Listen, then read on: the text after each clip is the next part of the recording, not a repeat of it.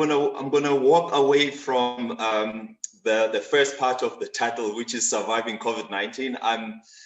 I'm tired of COVID-19. So, but the principles that we'll go through really they apply whether you're thinking of COVID-19 or you're just thinking of day to day. So really our focus today will be on financial management, and it's really going to be focusing on young professionals and those who are young at heart. We'll talk to those. But I want to start by, I always believe that if you get a full picture of what a person's life is about, and begin with the end in mind, and you see how you want to end up, you're then able to walk backwards and make a few decisions that may be different if you are just taking it from day to day. So I picked up a picture here. Please forgive me. I know this is just men. Just think of it as human beings, whether it's females or males. Just suspend the concern about, it's just men. Just pick up the principle. Now, if you look at a full person's life, and let's think about it. A full person's life, we start from birth. Hopefully all of us came in as children. We didn't just rock up when you are 30, unless you are a miracle person. But obviously we start from birth, and then obviously our life goes up to the point where we get to retirement, and if we live longer, and then until obviously we die or whatever it is. And I want us to think about our life in these different stages, and what it means in terms of wealth building, what it means in terms of finances, up until the end. And I believe that if we were to look at life and take a bird's eye view of life, we'll start putting a few of our decisions into perspective. So if you look at the early years, from birth to I don't know, to maybe your early 20s or maybe late teens, probably most of the decisions about your life are made by someone else. Your parents decide what you're going to wear. Your parents decide where you're going to stay.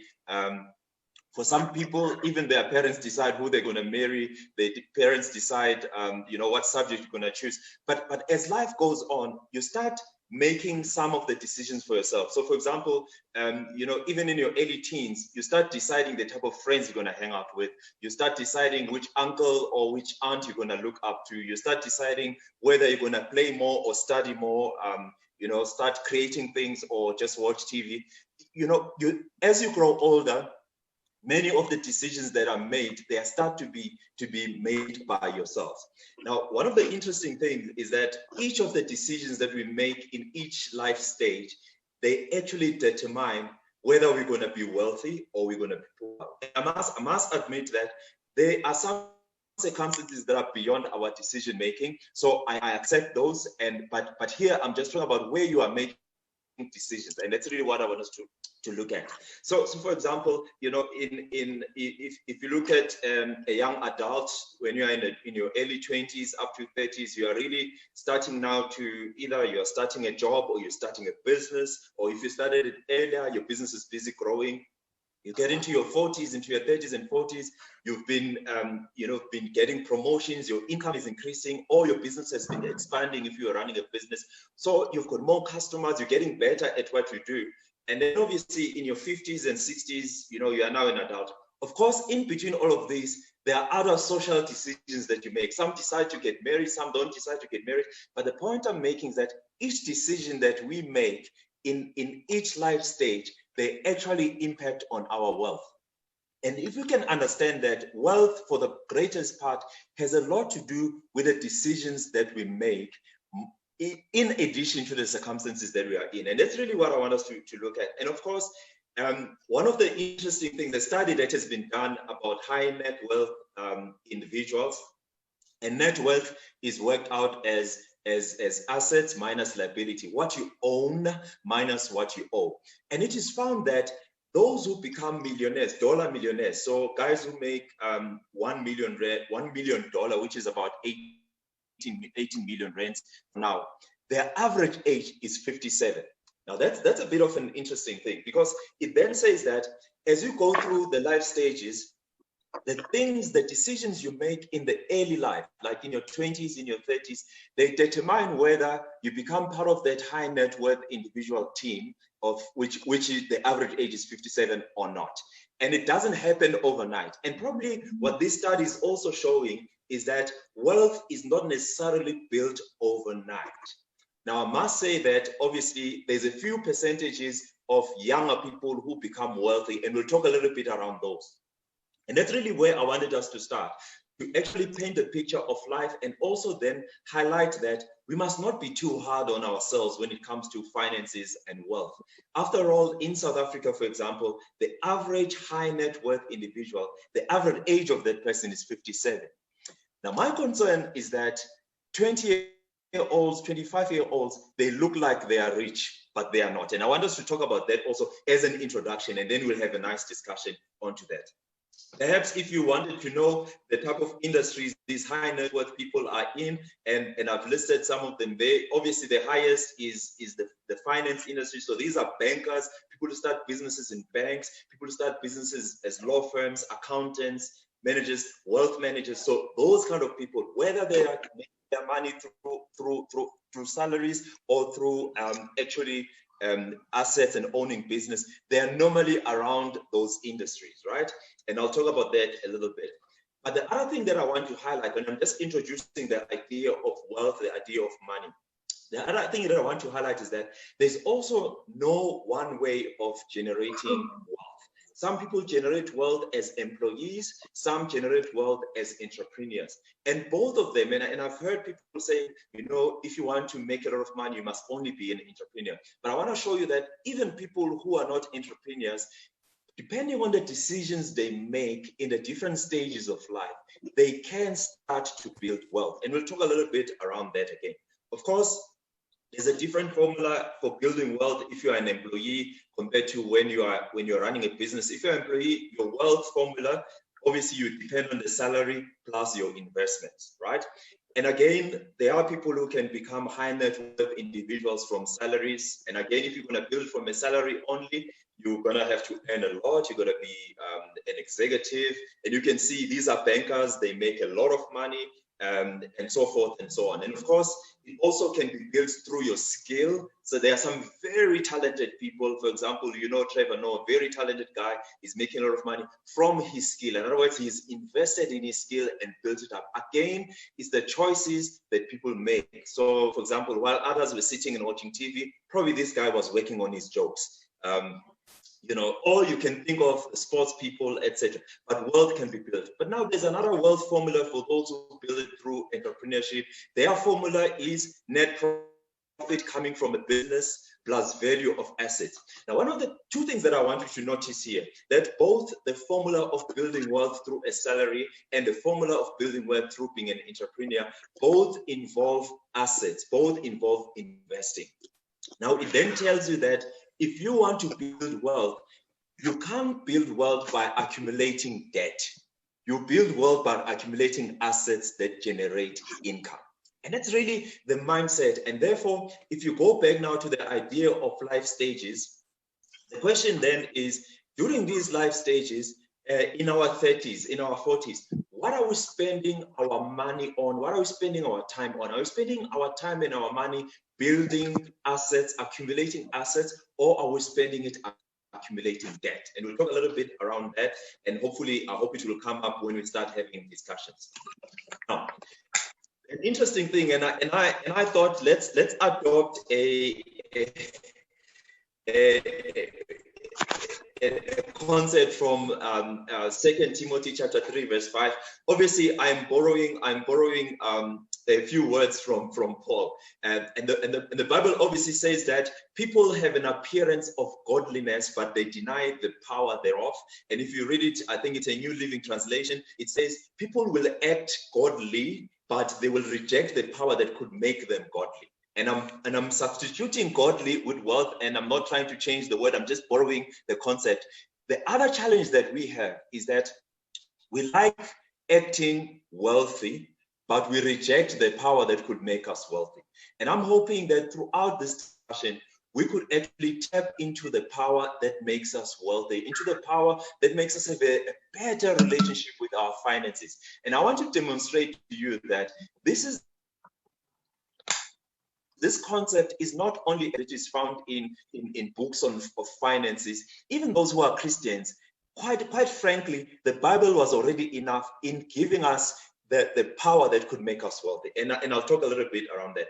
Now, one of our other challenges, and I'm just painting a picture here, one of our other challenges is that we like competing. And competition is not a bad thing, because if you think about businesses, businesses thrive because they continue to compete. They compete on price, they compete on other things. But our problem is that our competition, we actually tend to compete not on production, but we compete on consumption. And that for me is the difference.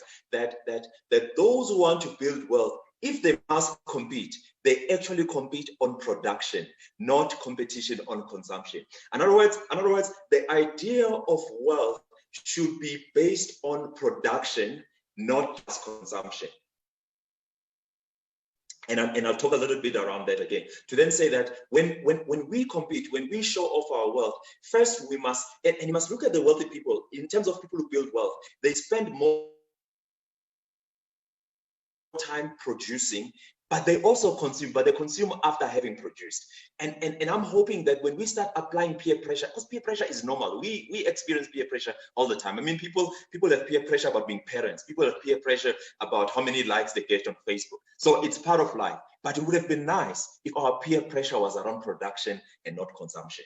So these are some of the concepts that I want us to look at. And the other interesting thing, again, that becomes a problem in how we relate to money is also how we define success. And again, we tend to define success by consumption. So for example, the gentleman on the right, wearing a suit, the famous blue suit and brown shoes, we look at that person as successful, and we look at the products of consumption. If you look, the watch he's got, the car he drives, the apartment he lives in, and then the guy on the left, already the way he's dressed, already the fact that he's 30 and he lives with his parents, like, you know what, this guy is not even marriage material. Based on what? Based on the outward appearance. And that's the kind of thinking that we need to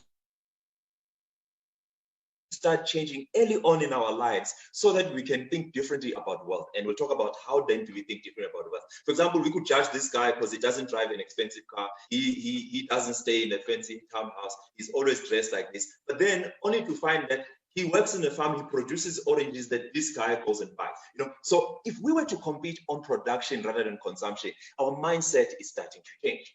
Now, the question then is, what is then, as I said, I was adapting from the verse, 2 Timothy chapter 3, verse 5, to say, some of us will act wealthy, but will reject the power that could make us wealthy.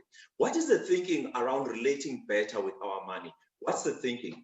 If you look at how our money is made up, we've got income, which is money that we get, the money that comes to us. We've got expenses, which is the money that we spend. We've got liability, which is what we owe, and we've got assets. How should we relate with our money so that we have a better relationship and we build better wealth, so that decisions we make in our 30s and our 40s and our 20s to our 40s can really make us part of the high net worth individuals or whatever. I mean, you don't necessarily, not all of us want to be very wealthy. Some just want to make ends meet. How do we make sure that the ends are always meeting? We have to think differently about these boxes. And the suggestion is that we should be spending more of our youth, more of our early days as we make money to actually build more assets that can generate income. And I'll talk about that, and I'll show you a few verses for those who enjoy the Bible. I'll show you that even the Bible has been teaching us this concept, right? So the other problem that we have, again, I'm just painting a picture for us to have a discussion around these matters. The other problem that we have is that we sometimes think all our money problems are actually problems of money. And actually, and therefore, you've heard someone say, yes, if I can just make more money, if I can just increase my salary. But you've noticed what happens. We increase your salary and your problems also get to increase. And I want to then suggest again that our money problems have more to do with our thinking. And I hope we could talk a little bit about that when we start having a discussion, that our money problems are actually more a thinking problem and an emotion problem. If again, in the early days, we could learn how to manage our thinking and manage our emotions, we will solve half of our wealth problems. Right. Now, what then, and I'm going to skip all of this so that because I've got a few minutes just to outline the thinking around wealth. So how then should we think about wealth? How then should we think about managing our finances, which is really the topic around here? Now that I've spoken about the fact that, firstly, it takes time to build wealth. It takes time to get to a point where we have a better relationship with money. I've spoken about that, and I've said that we must not be too hard on ourselves. We must give each other time. But I've also said that what determines whether you have a better relationship with money are the decisions that you make earlier on in your life. And I also want us to talk about that. But what are those decisions? What is this power of generating wealth? What is that? And let's look at a few things. It's quite interesting that a study by Momentum and UNISA kind of gave us a few ideas around the habits of the wealthy that were all in the Bible. So I'm going to take it from the context of the Bible, but just know that it is actually consistent with what the experts who went and looked at the habits of how then do you relate better with money when they did a study in Momentum and UNISA. And I'll suggest that you go and look at that. It's called Financial Wellness in South Africa. Just go and Google that. You'll pick up some interesting things. But let's look at it from a biblical perspective. And I just want to show you a few things. There are 4 things that can help any person relate better with their money. If you've managed those 4 things, and I suggest to you that if you do these 4 things very well, you are more likely than not to be building wealth that can sustain you much better than doing it the opposite way. So the first thing that's very important is how we manage our debt. Remember what I said, that for those who want to build wealth, you don't build wealth by acquiring more debt. You actually build wealth by acquiring more assets. But let's be honest. Many of us start learning these things when we've already found ourselves in debt. Now, it is pointless to start a discussion that assumes there is no debt. It is pointless to start a discussion that assumes many of us have inherited things. So let's start from the thinking that says, if you want to build wealth, maybe the first place you should start at is dealing with your debt. And where do we get that idea? So if you read your Bible, if you find time, just have a look at a few verses. You go to Deuteronomy 15, verse 6. The Bible says that when I have blessed you, you shall be lenders, not borrowers. And remember, lenders are probably investors. Borrowers are those who keep on accumulating debt. So the idea is that actually the evidence of blessing should be the absence of debt. You can't be rocking up in your church and saying, I just want to thank the Lord during witnessing time. I just want to thank the Lord for his blessing, because they approve the bond. The evidence of blessing is the absence of debt. I love the one that's found in Proverbs 22, verse 7. The Bible says, the borrower becomes the slave of the lender. And it's starting to show an idea that debt actually turns us into slaves as opposed to turning us into financially free people. So debt is one of the things that we should do our best to get out of if you want to build wealth. So that's really the first thing that I hope we can discuss. And it's quite interesting if we were just to play around with the idea of slavery. If you think about slavery actually means that the slaves do the work. If you were to think about the idea of those slaves who were building pyramids, the pyramids didn't belong to the slaves, they belonged to the master, but the work was done by the slave. And that's what debt does. When the Bible says the borrower becomes the slave of the lender, it means that the borrower, the one who is in debt, does more work so that the empire of the lender goes up. You want to get to the point, if you want to build wealth, you want to get to a point where you are the one whose empire is going up. Really, so managing our debt is a big step in building wealth. If we have time, we're going to look at applying this verse into real life, but we'll talk about it maybe when we have discussions. The second thing that also shows up in the study that's conducted by UNISA and Momentum is that over and above the wealthy making sure that they manage their debt to a point where the only debt that they have is debt that generates income, not debt for clothing accounts and all these other things. The second thing that they manage very well, which is supported by the Bible, interestingly, is that they take care of financial emergencies. Now, if you read your Bible in Proverbs chapter 6, verse 6 to 11, or Proverbs chapter 22, 27, the Bible, and Proverbs 6 says, go to an ant, you sluggard. And what does the ant do? The ant knows that it's not going to be summer all year long. It knows winter is coming, and I don't mean Game of Thrones. I mean, yeah. So it knows winter is coming, and therefore, during summer, it collects enough food so that when winter comes, it doesn't get into trouble. If you really think about where we are now, and of course, Proverbs 27 verse 12 says, a prudent person foresees danger and takes precaution. And then a simpleton is dwanyampupu, is dupunga, is banga, goes blindly and suffers the consequences.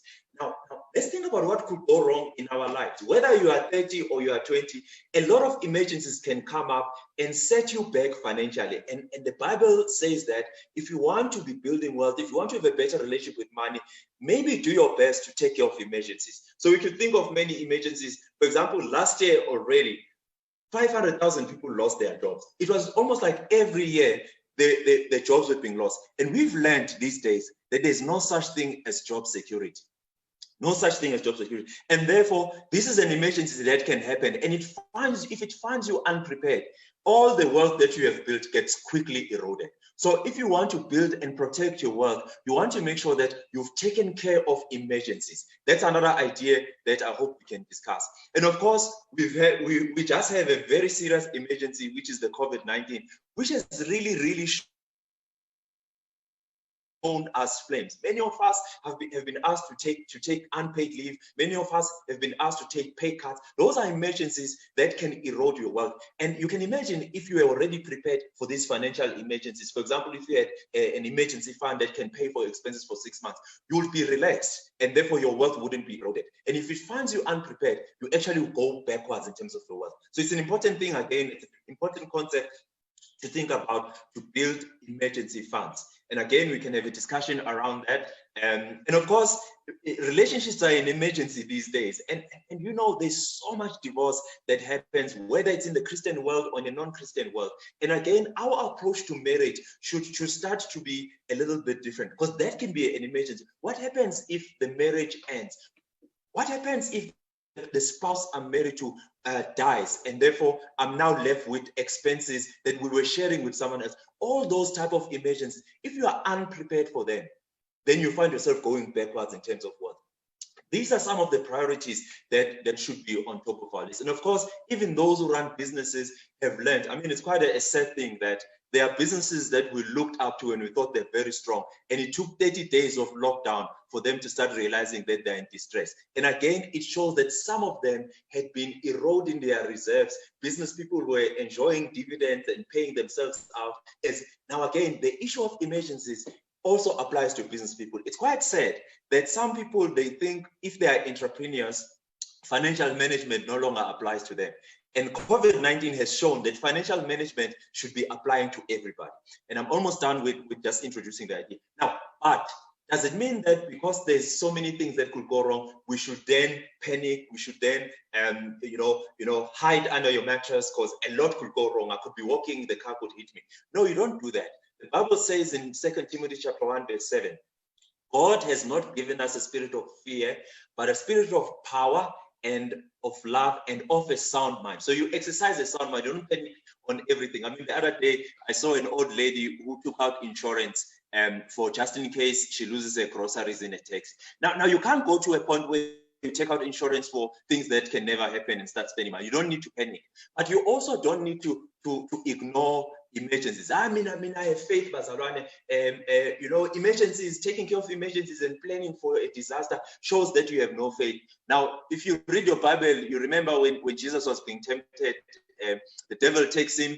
It's Matthew chapter 4. The devil takes him on the high plane and says, it is written, if you just jump, we know that he will command his angels. God will command his angels and they'll catch you. Then Jesus says, it is also written, you do not put the Lord your God to the test. And some of us want to jump off cliffs. I mean, if Jesus refused to jump off cliffs, who are you? So can we stop tempting the Lord and being lazy to take care of our responsibility and hiding behind faith? So we need to take care of emergencies, and there are a few ways to take care of emergencies. It doesn't always involve insurance. There are a few ways you could do it, but it's an important part. And of course, the third and second last part is spending less than you earn. It's a very important thing. You don't build wealth by overspending. You don't build wealth. Think of people who run businesses. They look at their income statement and their business grows, their asset value grows for as long as their expenses are less than their income. And that should not stop when you are an individual. So it's an important thing, again, to budget, to plan your money. And I just want to show you interesting verse again, Luke chapter 14, verse 28 to 30. The Bible says, is there anyone here who, when planning to build a house, doesn't first sit down and figure out the cost so that you'll know if you can complete the house? If you only get to the foundation laid and run out of money, you are going to look pretty foolish. Everyone passing by will poke fun at you and say, look at this person who started something they couldn't finish. Very important that we plan for our money. I know we love being spontaneous and being fun people, but please don't spontaneously get into debt.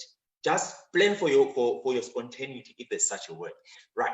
And then, of course, the whole point of a budget, what a budget helps you, and we can discuss it, it helps you to always meet your basic needs, both today and in the future. So the budget is a great tool. It also helps you to remove anything that threatens your ability. These are the things that I believe if you do them in your 20s, in your 30s, you stand a better chance of enjoying your adulthood. And it doesn't mean that you don't enjoy life while you are building these things, but you can't enjoy life as if you've already produced. All right, so we produce and then consume. And then lastly, when you've done these things, when you've handled your debt, when you've taken care of financial emergencies, when you've learned to spend less than you earn, you plan your money through a budget, only then should you really focus on investing and building wealth. And I know, it's such a, we really want to start investing while we are swimming in debt. And that's why I said that our money problems, if you remember when I started, I said many of our money problems are actually problems with the way we think and our emotions. And it's so hard to resist going to invest when you're still swimming in debt, because we haven't sat down and thought about it properly. We are quite irrational even when we think we are doing the right thing. And I'm suggesting to you that do these three things and then invest to build wealth. Maybe if we just look one or two verses, and then I'm going to stop here, and then we can have a discussion. Proverbs 13, verse 20, verse 22, it says that a good person builds an inheritance for his children's children. It is such a beautiful thing to build generational wealth, but you don't build generational wealth by spending your youth accumulating debt. You cannot, because then you'll spend your old age paying off debt, and that's not how we should live. We're going to skip this because I want us to get into a few verses. Of course, Proverbs 21 verse 20 says, the wise save for the future, the fool spends whatever he gets. But let's talk about what is investing. I'm going to define investing, and then we're going to stop. Investing, and I want us also not to be intimidated by jargon. I know that people who sometimes when we teach this concept so that we can appear deep, we use a lot of jargon, but I want us to simplify things. What is investing? Investing is committing resources, mark that, resources for a time period to earn return, to compensate for time, risk, and inflation. We'll talk about these things another time, but basically, can you see that there's nothing that says money in the definition of resource of investing? It says resources, but let's think about resources. I want to show you that investing is accessible to all of us. Resources, what is a resource? A resource is anything that can be used. Simple. So resource is not just about money. If you think about time, time is a resource. Time is a resource. And all of us have 24 hours. And I must admit, not every 24 hours of every person looks the same, but all of us have 24 hours. Some of us spend our time, others invest time. All of us have a resource called people you may know, which pop up on Facebook, but also which you meet. And if you think about it, business is about transacting with people. Business is about people doing business with people they like. All of us have someone that we know. If you think about people who run network marketing, they use their networks. That's the resource they are using. And again, our skills are a resource. If you were to invest your skills, you saw the pictures of people like Trevor Noah. They've invested their skills and they've become millionaires. That's the thing. You can invest your skill. It doesn't always have to be money. And of course, money is one of those things. And then, of course, the point that I was trying to make, and I'm stopping here, then we can have a discussion. Maybe we'll look at a case study to answer some of your questions and some of your point of discussion. The point that I'm making is that, there's a lot that we can do in our early years of working, of starting a business that can determine, that can help us to build wealth and sustain wealth and have a better relationship with our finances. And I want to say to you, as shown by Momentum and UNISA studies, but also more importantly, as shown by the Bible, that if you were to manage your debt very well, so that the only debt, maybe if you have debt, must be debts that actually help you generate income, not gas for consumption. If you were to do that right, get out of debt, get out of consumption debt, if you were to take care of your emergencies, so that, because if you don't take care of emergencies, you go back into debt, and it's like walking backwards. You do that. If you were to spend less than you earn, and you actually plan for your money. I mean, you work so many hours for your money. Why must it go away very quickly in minutes? Plan for your money. If you don't do those three things and then you invest, you'll have a better relationship with money. And of course, if you start with investing while you are still swimming in debt, I know, and that's why I keep saying that the money issues are issues with thinking, and we're very irrational. If you read on behavioral finance, you realize that some of our decisions are very irrational. Now, if you start investing while you are still swimming in debt, I can tell you right now, you are not going to be building wealth. You are actually like a person who wants to lose weight, right? And they do the right thing. They go and jog every morning, they exercise every morning, and then they spend the whole day eating a makwini, reversing what they've just built. So those are the type of things that maybe can lead our discussion, and I hope I've painted the picture of just how do we relate better with our money. And these principles, these 4 principles of managing your debt, of taking care of emergencies, of living within your means and planning for your money and investing, they apply whether you are in COVID-19 or you are not in COVID-19, whether you earn 5,000 rands or you earn 100,000 rands, whether you have a business or you don't have a business, they apply. And that is how people have a better relationship with money. And I hope we can have an interesting discussion around those 4 things, or